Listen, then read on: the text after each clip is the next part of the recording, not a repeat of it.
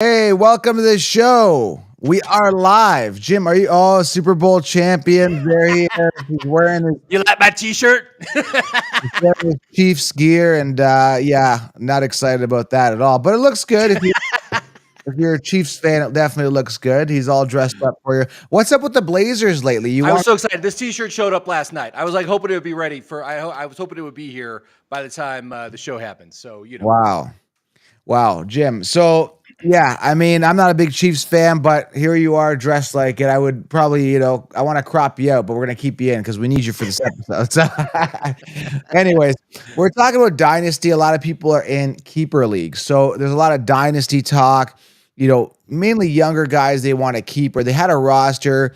And again, Dynasty leagues are different in all shapes and forms and size. I was before in a keeper league where we were able to keep we had 12, it was a 10-person league, but we had four keepers every single year. And then we downed it to three keepers a year and then down to two because once you have four keepers, a big bulk of that elite talent is gone, right? So now you end up literally like you're drafting from the fourth round. So a lot of people didn't like the keepers. I like it. I like it because I'm a guy that really invests in young talent. I see, like, for example, Laporta.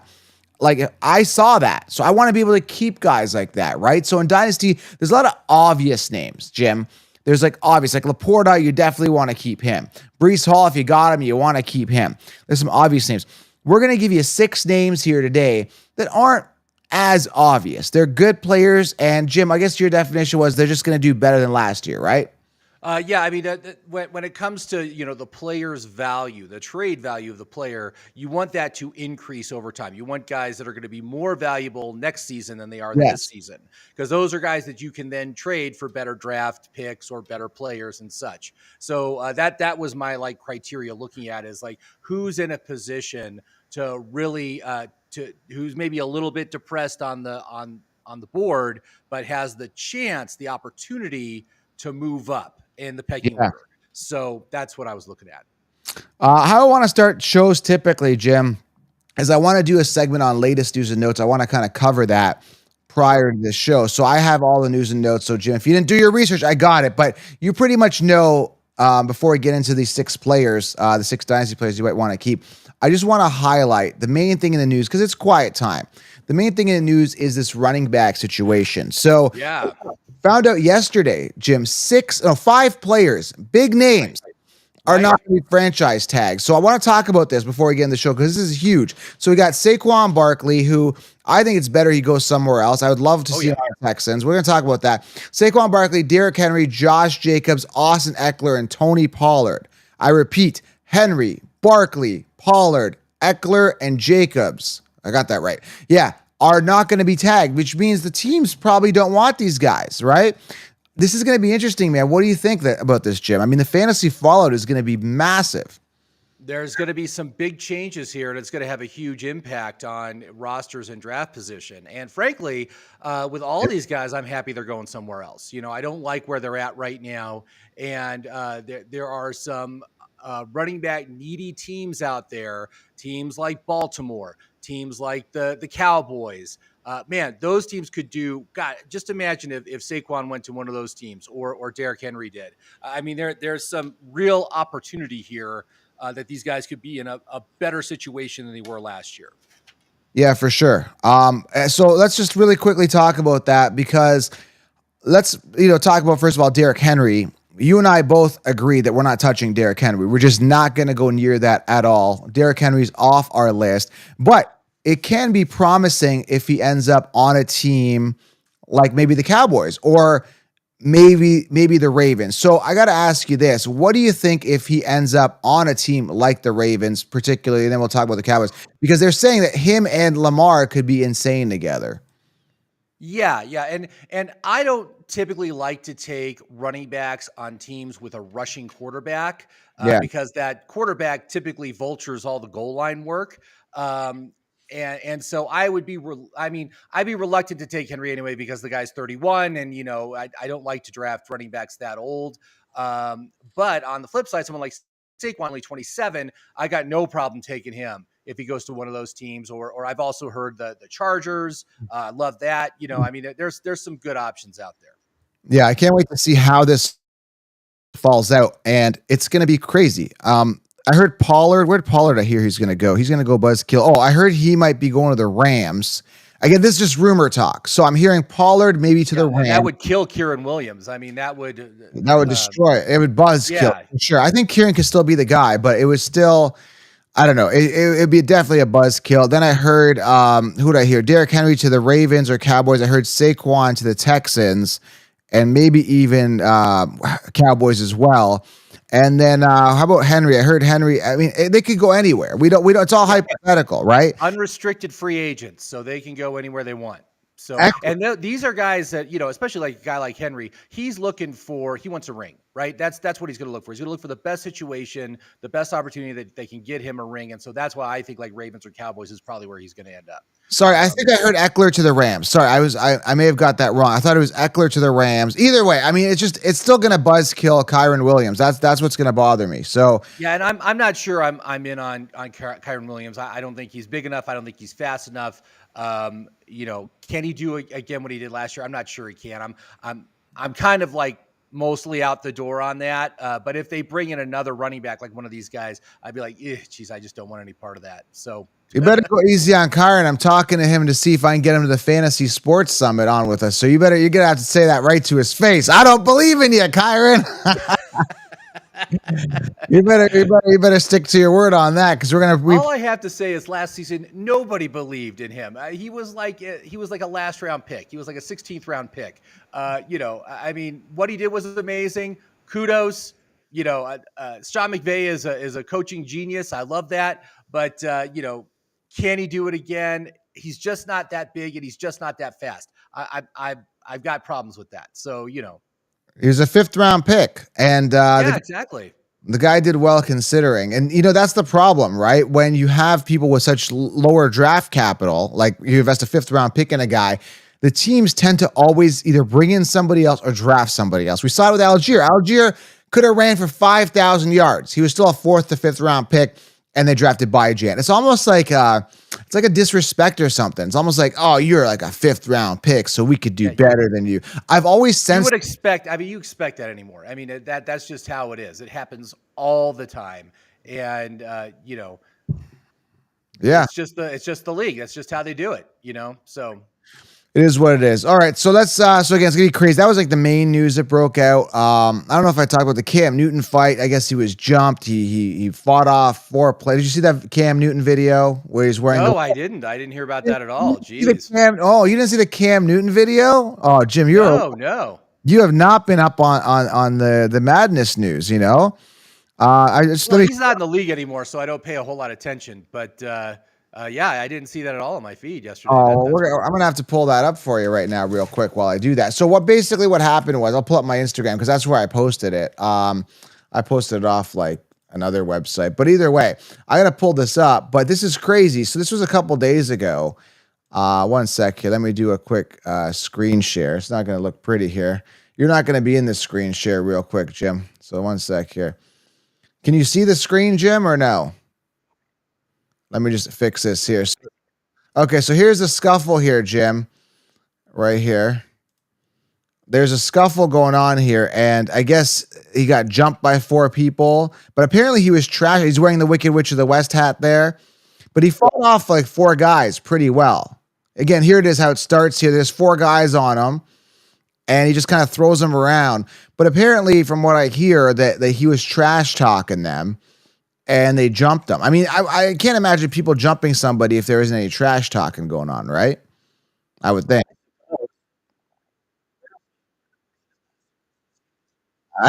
He's just there fighting by himself, man. You don't talk smack when you're just sitting there by yourself, man. You got to have your boys to back you up. But yeah. Anyway, I had to show that. So anyway, that was kind of a couple days ago, but I just had to share that as well. Cam Newton, it's an action. The most action he's seen in a long time when it comes to physical action, and it wasn't his NFL skills. So anyway, Cam Newton, get that guy in MMA. Yeah. He took off 4 guys. Give it a cage fight. It's Cam Newton part 2. Funny, I was making jokes. I'm like, the guys that jumped him were showing him how he should have jumped on the ball at the Super Bowl. You know, anyway. Come on, Cam, you gotta jump on things, you know. So, anyways, that's my joke of the day. So let's talk about these 6 players here. Let's start off with the first one here. I'll go with my guy first. I'll roll off here. Sure. Is Romeo Doubs. If you are in a keeper league, he is a viable option if you want to keep or trade for. I think the upside's there. I'm going to go pull up his postseason looked good. When I look at a guy in the playoffs, like he did good. He was a number 1 target getter, 12 targets in the 2 games. He had a touchdown. He had 234 yards, 10 receptions in those 2 games. He looked like he was the man in those 2 games. So that's one thing that really draws me to him. There's obviously the Jalen Reed conversation there.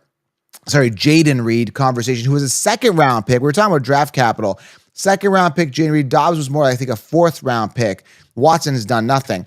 You're going to have that committee there, but it showed me, Jim, because in the playoffs, Doubs was heavily relied on by Jordan Love, who's also, getting better every single year. I'm wondering if Doubs is the main guy. What do you think? I mean, it's going to be a messy situation potentially, but the playoff games really, really instilled something in me that Doubs could be the guy. What do you think? I'm not sure, man. The thing with Green Bay is, we've all heard of running back by committee. Yeah. And how much we hate that for fantasy. Well, I'm dubbing this team a wide receiver by committee. The number 1 receiver was Doubs. He only got 96 targets last season. That's it. And then you had Reed at 94, Wicks at 58, Watson at 53, Musgrave at 43, Aaron Jones at 43, and Kraft at 40.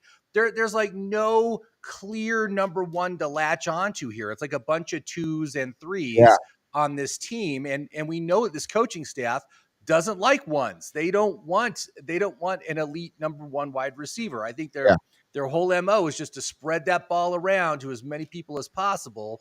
And because of that, it's going to make it very hard to get any sort of steady, consistent production out of the guy. I mean, his consistency rating, I'm working on the app. I'm working on the 16 rounds plus app right now. Just imported all the 2023 data. His consistency rating came out as a 2 out of 10. That's his rating. And that's pretty typical for a guy that got less than 100 in targets, so it's hard to be consistent with that low of volume. So, it was encouraging to see his role grow. I mean, he only had 67 targets in his rookie year. That went up to 96 last year. That's positive. And he did a lot with what he got. He ended with 59 catches, 674 yards, and 8 touchdowns. Very important. I think it's part of the reason why he's in this sort of conversation is because he got so many touchdowns. But at where he's going in the draft board, 89th overall right now. I'm just not sure I'm seeing a wide receiver 1 there. I just don't think We're getting him for value. Tattoo Destroyer says we're getting him for value. We're not paying a huge price. And you could potentially have the wide receiver 1. Again, take a look at the playoff games. Yeah, right? yeah. And that's all true. I think for upside, I think I'd probably want to take more of a chance on Reed. Because again, Reed was a rookie this year. Dude got 94 targets. So, that's like a baseline that he's going to improve on in year 2. And I think that's going to be a much more dramatic increase than what Romeo Doubs is going to be. But regardless, it's going to be a tough situation because I don't think there's anyone on that team that gives me wide receiver 1 vibes. And the coaches don't focus on that. They're focusing on spreading the ball, distributing it everywhere. So, that's where I'm at with that guy.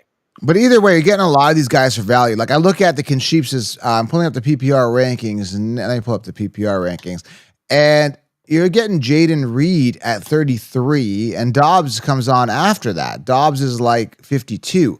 So this reminds me a little, it gives me the whole Texans vibe from last year where we were getting, Nico Collins for a great deal, and we were getting Tank Dell later.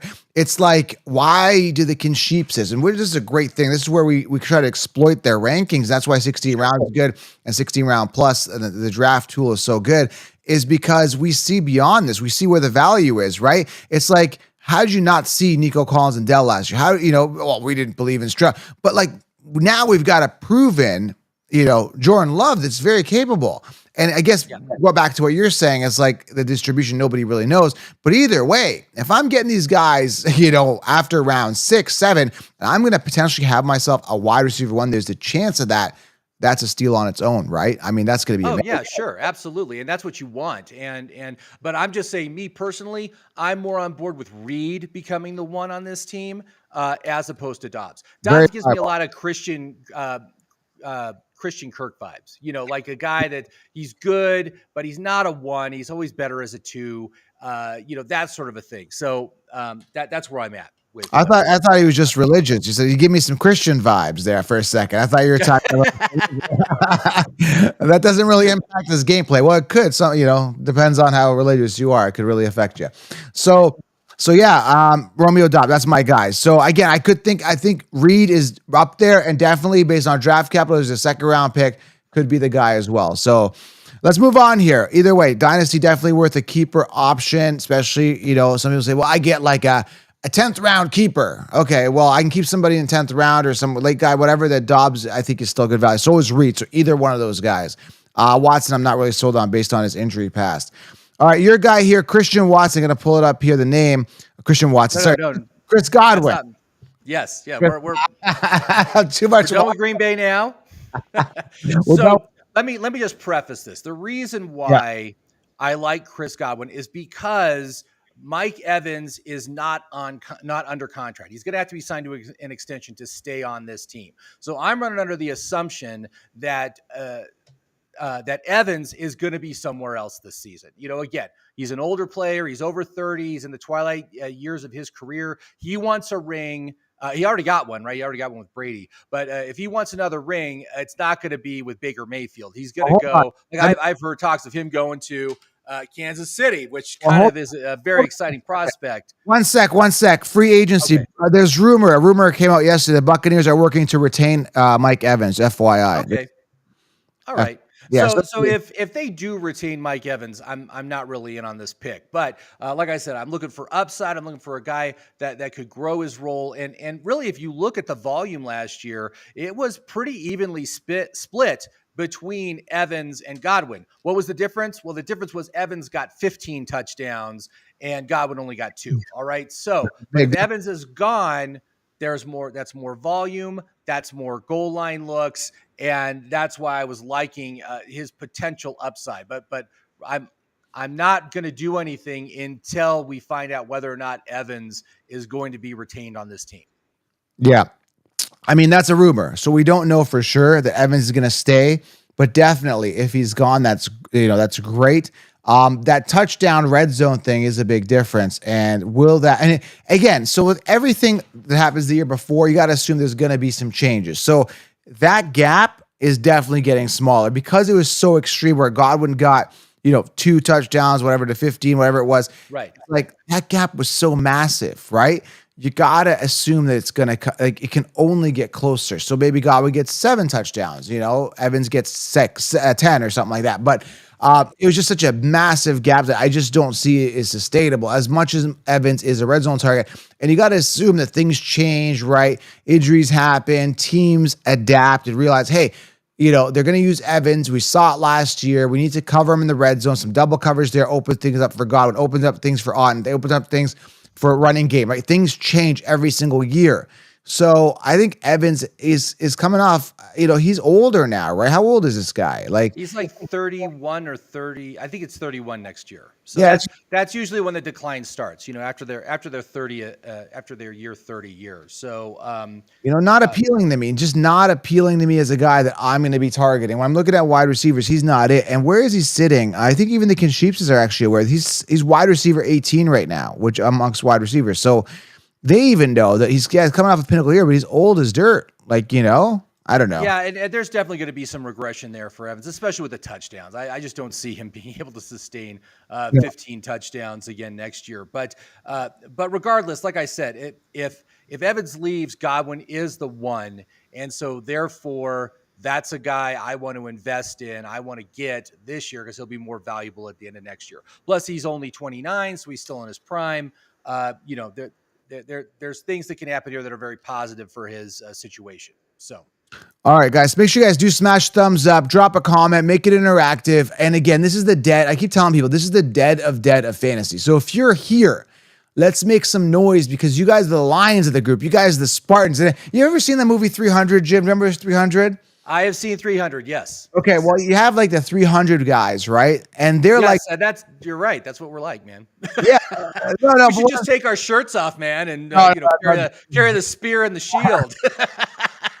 what I'm saying, anybody that's listening is like the 300. Like every one of those guys in the 300 Sparta, whatever, was stronger than like 50 men, right?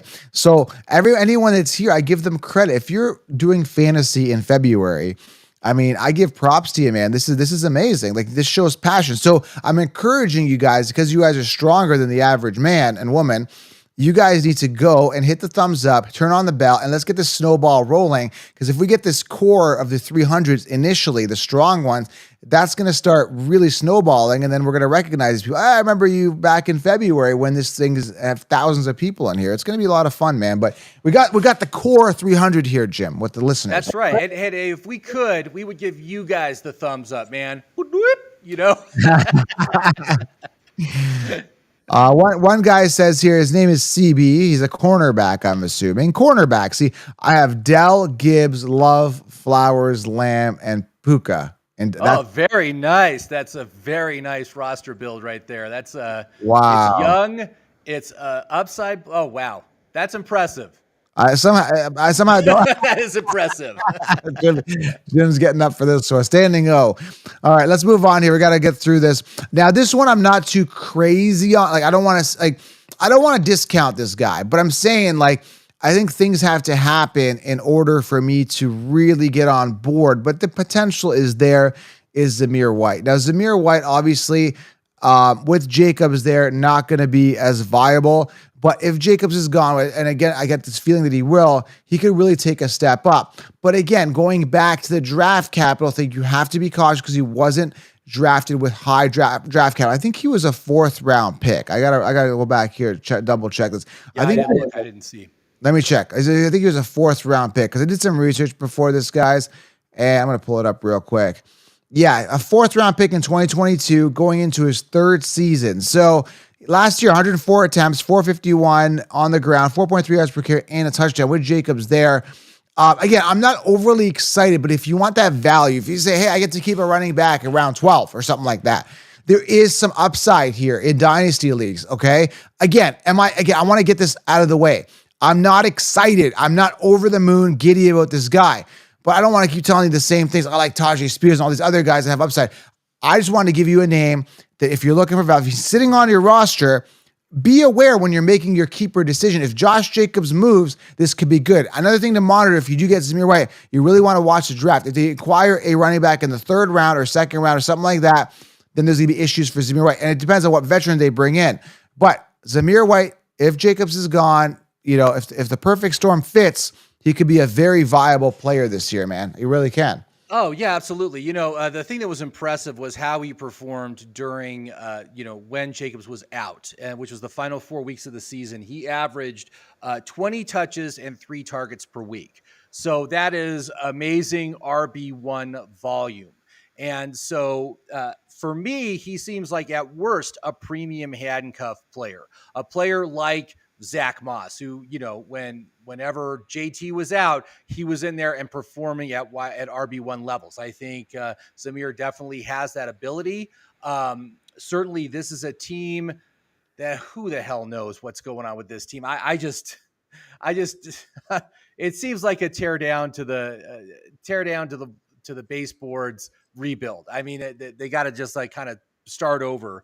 But the opportunity, and we've seen someone like Rashid White of Tampa Bay, who is maybe not necessarily a good running back, but given the volume and opportunity, takes advantage of that and really performs well for fantasy. And that's kind of how I see him. And he's definitely a guy I would target, but just based on his draft position right now at about 120. So he's like a 10th, 11th round pick. And there's certainly worse options you could take at that point. Yeah, he gives me the Rashid White vibes for sure. Brian French says Jacobs is getting re-signed to the Raiders. I don't even know about that because I heard he's not getting tagged, but is he going to get re-signed? If they don't get tagged, they got to get paid, right? They got to get Exactly. He's going to want a longer term contract. I'm not sure they're going to want to give that to him. But even if he comes back to the Raiders, this guy, I mean, he'll fall on the draft board if Jacobs gets re-signed. But like I said, I think he's a premium handcuff player, a player that can be very valuable for your team if anything happens to the starter. And because we've seen what he's been able to do and we've seen his usage. And so I'm very comfortable with taking him for my bench and just holding on. And if anything happens to Jacobs, you're golden, right? And if Jacobs leaves, you're golden. It's a good situation. So yeah, I like it. All right, Jim, let's move on to your next one here. And your next guy is George Pickens. Now, obviously, the big question mark here. And at this point, guys, there's going to be question marks. We're just having an open discussion here. We're just having some fun. We don't know the quarterback situation here. It's a disaster there. We don't know who's starting. We don't know what they're doing in the draft. We really don't know. Pickens has some upside. What are your thoughts here on Pickens? Why do you like him so much for Dynasty? And why would he be a guy you're considering keeping? Well, he clearly took the wide receiver one position on the team. And yes, the biggest weakness of this team is the quarterback. Pickett is garbage. I hate him. He's holding back this whole team. But I have heard rumors that, Russell Wilson is a potential to go there. I don't know about Kirk Cousins. I haven't heard anything about that. But should there be an improvement in the quarterback situation, I think the upside is tremendous for George Pickens. He went from 87 targets in his rookie year to 109 last year. That's a nice increase in volume. Clearly took the wide receiver one reins away from Deontay Johnson. Ended up with 63 catches, 1,140 yards, and 5 touchdowns. And this is a guy, he's going to ADP 60. So he's going to end of the 5th round, beginning of the 6th round, right in that range. I think there's a lot of opportunity and upside here for him. Should good things happen in the quarterback position. So, yeah, I mean, the youth is there, the talent is there. The quarterback situation has to play a factor here, but there is some upside there. Right now, the Steelers don't really appeal to me. I see some good flex play out of what's his name here? Now I'm not thinking Najee Harris, not even Najee, could be an RB2, but Warren, behind him could have some upside as well. Jalen Warren. So other than that, man, I don't know if I trust the receivers. And again, a big shadow over that is obviously the quarterback situation. So George. Yeah, that's what a lot of this stuff. I'm like, looking, what's the potential upside here? And if a can't talk this morning. If a quarterback change happens, I think he's a good pick, and I'll go with that. So yeah, we are live, everybody. So we do this live and off the cuff for the most part. We do a little research, but we're off the cuff here. A couple of people in the question says Phil H says I'm a Steelers fan. Phil, welcome. I love the Steelers, man. I love the Steelers. I just hate what they've been since Ben Roethlisberger retired, man. I want them to go back to what they were before. They need a quarterback. In the same breath, Phil H says Arthur Smith is going to screw them. So there you go. You do have that risk. That is true. But even so, I mean, you look at the volume that Drake London got. I think there's opportunity here. But again, Pickens isn't it. Pickens is not the solution to this team. Either is Trubisky. Either is who's the third guy? Mason Rudolph, I guess I want to say. Rudolph, the purple nose, or no, I used to call him purple nose reindeer. That was the Rudolph for the Vikings. Remember him? Kyle Rudolph. No. So yeah. Yeah, so the yellow nose reindeer is. None of those guys are the solution here. They need to bring in a new quarterback, and so either A, make a trade, move up at the draft board to grab one in the draft, or more, I think would be better is just to bring in one of these free agent quarterbacks because there's some good names out there. So, who's this person? We got MDM High Standard. I like that. He's got high standards. That's good. Let's go, Jimmy and Counselor. Welcome, man. Welcome to the show. Welcome. For the people that are here, again, this is the dead of the season. Turn on that bell. If I ask you to do nothing, don't get the 16-round plus, don't get the 16-round draft solution right now. We don't care. We just want you to turn on the bell. Once you turn on the bell, then you're in the circle here. You're in the circle of trust, and round we go. Remember that movie from Meet the Parents? Yeah, so make sure you remember that Meet the Parent. That was a great movie, 98. Yes. Yeah. Yeah, so That yeah. was a while ago, man. Yeah. Yeah, it feels like yesterday. So yeah, you're in the circle of trust, guys, and round we go. So turn on that bell, guys. Okay. Brian French has to go to work. He's leaving us. That's great. See you next time. Make sure you turn on that bell. So again, this is the core group. And that's what I love about it, Jim. The core group is here, and we're gonna have a lot of fun here all year long. It's gonna be a blast. So, and do get the 60 round tools later. All right, so now you can pre-order the 16 round draft solution now, guys. I've linked it below, and get a ticket to the summit. Tajay Spears is already booked, Jim. That's exciting. So, are you excited to meet Tajay Spears? What are you going to say? What are you going to say to Tajay? You're going to say, let's go. I gotta do some research on that guy. I gotta think of some good questions to ask him. So yeah, you're gonna be mediating some of the conversation there, Jim. I can't wait to see what you have to ask. All right. Next guy here, I was not a fan of going into the season, kind of slipped under the radar, but man, this guy looked good. Rashid Shaheed, Jim. This guy, I just like him because, well, obviously his stats looked pretty good last year. Let me just pull up that. But the thing is, Michael Thomas is old, right? Like, is he even like coming back? What are they doing? What's the situation there? Are they sold on their current wide receivers, the Saints? What is going on here? Now, when I pull up the New Orleans Saints stats, Rashid Shaheed had 75 targets, 46 receptions, 719 yards, 5 touchdowns. We're talking about a guy who was undrafted, into his third season. He was never a high draft capital guy. He's 25 years old. He shined, man. He did well. More targets than Michael Thomas. Thomas had 64 compared to 75 Shaheed. Olave had 138 compared to 75. So Olave is the one, but Rashid Shaheed has some value here. He's got some upside. And you never know, man. What do you think of Shaheed, Jim? Would you like him? Well, there's certain situations where I like Rashid Shaheed. Like, for instance, I think he's a perfect player for best ball league. Yes. He's going to have the You don't have to decide whether or not you want him in or out of your lineup because it'll just play him if he has a good game. Yeah. That's the kind of situation where I want someone like Rashid Shaheed. Again, scores very low on the consistency rating, only scores a 2 out of 10. Not surprising with that level of volume. And he is explosive. I mean, he was a big play guy. Seems like every week he was getting like a 50+ yard touchdown reception, which is great. A very exciting player.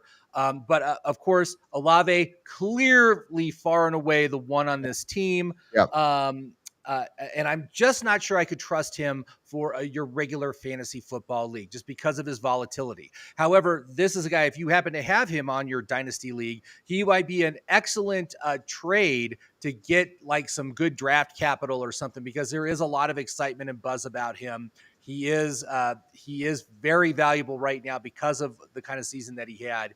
I'd maybe try to take advantage of that and trade him for, like a late first round pick or something like that. Try to convince somebody that this guy's better than a first round pick in your rookie draft. Well, the cool thing is, if you are open to trades in your league, the cool thing is if you retain him for, a late round draft pick, right? You just retain him. He has a big monster game, which again, he's shown he's capable of. Then you could trade high on him, right? Hey man, monster game, 70-yard touchdown pass, here, take Shaheed. And he's a little volatile, right? But what attracted me to him is, like, again, Thomas fading off. He's going to be the clear 2. And when you talk about wide receiver 2s, right? Remember, T. Higgins was drafted in the 2nd round last year, right? You had Waddle, which was like a 2nd, 3rd round pick last year. People invest, like this year, people are going to invest a lot in Deebo Samuel and Ayuk. Those guys are coming off, they're like ranked. Right. They're both coming off in the 3rd round. It's crazy. Yeah, they're ranked 10 or 11. So yeah, I can get a Shaheed for free later on, who's the 2, instead of spending a high draft capital on a 2 like Ayuk. Like, I don't know. We don't know who the 1 and 2 is there either, right? So you gotta, there's going to be value. There's going to be gems, the Jaden Reeds, the Rashid Shaheeds, right? The Tank Dells. There's going to be other guys that are going to be value. They could easily take the 1 spot or be a super viable wide receiver 2 that's going to be consistent or have some big games. So again, Rashid Shaheed falls under that kind of upside, young upside kind of player for me. Yeah, and his ADP right now 117, so that's pretty good. Again, a 9th or early 10th round pick.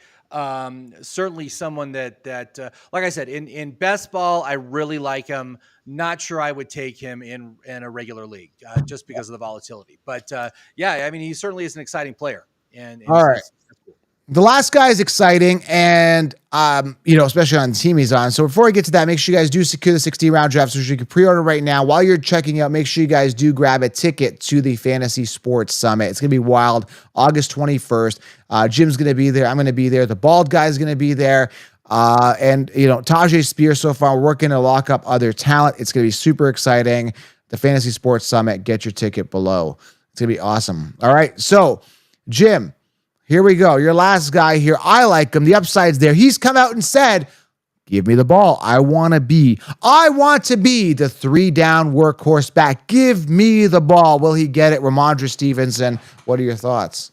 Well, first of all, Bill Belichick is gone. So yes, hooray for that. Yeah. Second of all, really, there's no offensive assets on New England right now. Rhamondre is the only one. He is it. And they're going to be bringing in a rookie quarterback most likely because I think they're number 3 on the draft order this year. So, they're going to have to build the offense. Rhamondre is going to have to be the anchor that holds that whole offense together. He's going to be the focal point. And so I'm looking for a strong bounce back from him. Obviously last year, massive disappointment, dealing with the injuries, but it is a contract year for him. And where his ADP is, he's going ADP 70 right now. To get a potential RB1 in, the late 6th, early 7th round, for me, just fantastic opportunity there. I really see some upside there. So I'd be willing to take a bet on him for sure. It's interesting. I'm looking at him and Tajay, tier 4 by the consensus. They're considered tier 4 running backs, sitting at 16 amongst running backs, and then 17 is Spears right after Stevenson. Both these guys have top 10 running back potential. Both these guys can be a workhorse running back. Again, I guess this is their ADP is a little lower now because we don't know what's going to happen with the draft. Everybody assumes the Patriots are going to be the Patriots. Run that running back by committee, destroy, running back careers' lives.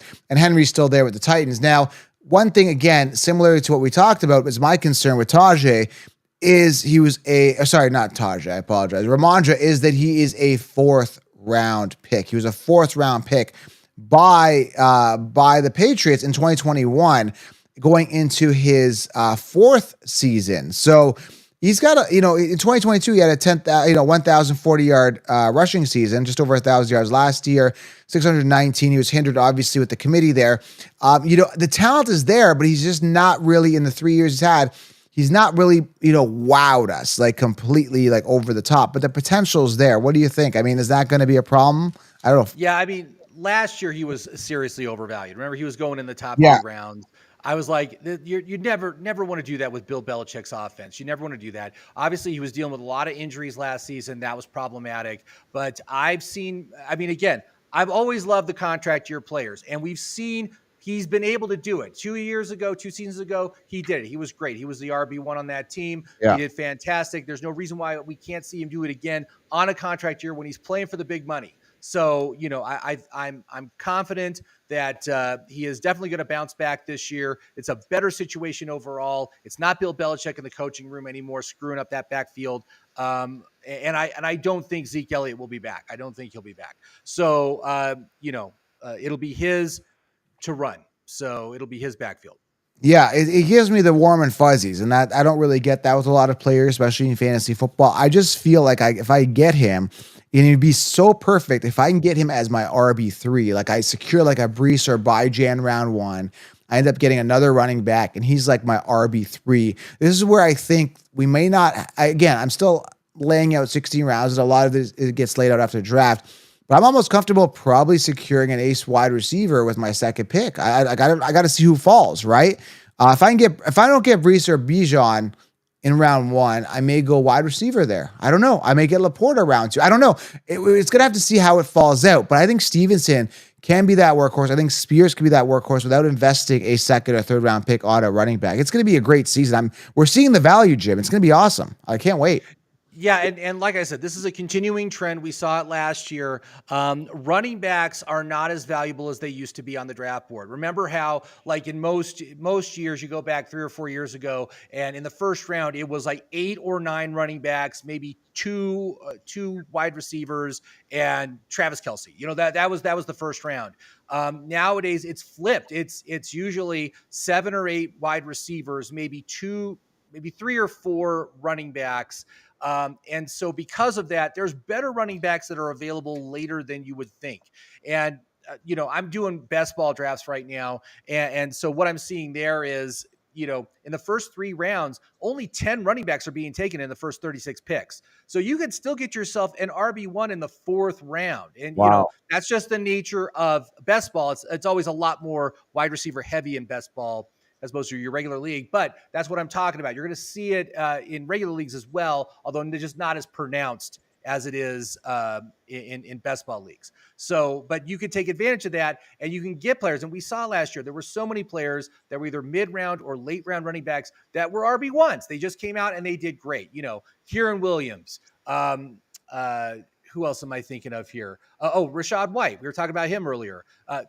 Guys that didn't have a lot of draft capital, but came out RB1s, helped you win your league, were awesome, and you could get them later. So, All right, we're going to get going here. Smash thumbs up here, but I want to just field one question before we go. Let me just take this off here, this banner. All right, so this is kind of a bigger question here. It says, do you think there's enough rookie wide receiver talent to go RB, RB, RB, anchor your QB? So we're going robust RB, get your QB, right, in the first 4 rounds. And do you suggest get at least one anchor wide receiver in the first 4 rounds? I feel you'd rather hoard the RB. So he wants to go triple RB quarterback and then wait for a wide receiver. I think there's still going to be talent at wide receiver, and you could do that, but it almost feels safer to try to get an ace wide receiver in those first 4 rounds, I would think. Sneak one in. Again, the wide receivers are becoming more valuable, and they're moving up the draft board, so it's not as deep as it used to be. Now, this year is a great class for wide receivers. So there's going to be something like 6 or 7 wide receivers taken in the first round of the NFL draft. And not all those guys are going to be early on the draft board. Like maybe only 2 or 3 will be in the first 5 rounds. So there will be some opportunities with guys with draft capital later on as far as wide receivers go. But, I'm kind of pivoting my strategy a bit, doing more of a hero RB strategy where I just grab one running back in the first 3 rounds, but then I focus on getting an ace wide receiver and also an elite rushing quarterback like a Josh Allen or Lamar Jackson, or one of those guys. That's kind of like how I'm looking at my strategy this year, just to get the advantages that those players provide. So like just right now, like you said, Malik Neighbors could end up on the Chargers. They're saying he's out of LSU, great wide receiver, 6 foot, 200 pounds. They're saying he's going to come off as a top 5 pick. Marvin Harrison Jr. They're saying he may end up on the Cardinals. Great wide receiver, 6'4", 205, top prospect, son of the original Marvin Harrison. It's just wild. Like. Yeah, did you know there's also running back Frank Gore Jr. is in the draft this year too? I was like, whoa, Frank Gore Jr. That's some good DNA. Wow, yeah, he's a beast. Man, there's some really good wide receiver talent. Kean Coleman projected to go on Tampa Bay. They could end up anywhere. These are just mock drafts I'm seeing here. Right, yeah, but the thing is, Chargers have a top 5 pick. Arizona has a top 5 pick. I mean, those guys need wide receivers. They need them desperately. And so I could absolutely see them going with with one of these guys with their first pick. But like I said, there's probably going to be 3 wide receivers taken in the top 10 of the NFL draft. That is huge. And I think all those guys are going to be immediate wide receiver ones on whatever team they go to. So. And Brock Bowers, tight end out of Georgia. Okay, 6'4", 240. They're saying that this guy could be amazing. And I'm hearing he might end up in Cincinnati, right? Brock Bowers could be, depending on his landing spot. And again, this is where landing spot means so much. Tight end Brock Bowers could be this year's Laporta. Who knows? I shouldn't have said that. We don't know his landing spot. The only thing with Brock Bowers is he's going so early in the draft. No one's letting him be like a Laporta who went in like the 12th round. No, he's going in like the 6th round. He's like the 6th tight end coming off the board right now. I feel that it's way too expensive. There's actually some pretty good tight ends that are available after him. Certainly the expectations are seriously high on rookie tight ends after this past year with Kincaid and Laporta and a couple other guys. They had some really good Ferguson in Dallas. All those guys had Yeah. great rookie years. Yeah, So because Chiefs are all over this now. They're aware of this, Jim. They're aware. So yeah, man. Maybe we could look at get Brock Bowers on the at the summit or someone like that. That would be cool. Yeah, or get some of these rookie wide receivers, man. There's so many of them. I'd love to talk to them about their situation and what's going on. So yeah, we'll have to see where they end up. Brock Bowers, top, highly touted out. All right, man. Well, we'll talk soon, guys. That's it for the show. We appreciate it, guys. We really do. Make sure you guys turn on that bell. Thanks for watching, everybody. Thank you. Thanks, guys. We're out. Subscribe. We're gonna try to go every morning. Tomorrow I got a day off. I got something to do, but we'll try to get here. I'll try to get here every morning anyway. All right, guys. We'll talk soon.